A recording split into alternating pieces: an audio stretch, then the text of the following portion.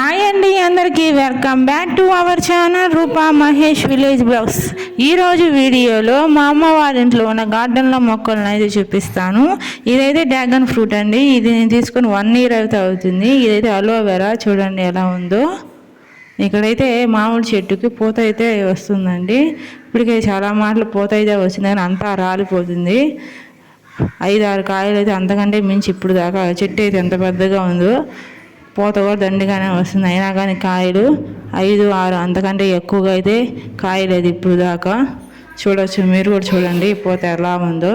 చెట్టు నిండా ఉంది పూత, కాయలు అయితే అసలు నిలబట్టడం లేదు, అంతా రాలిపోతున్నాయి.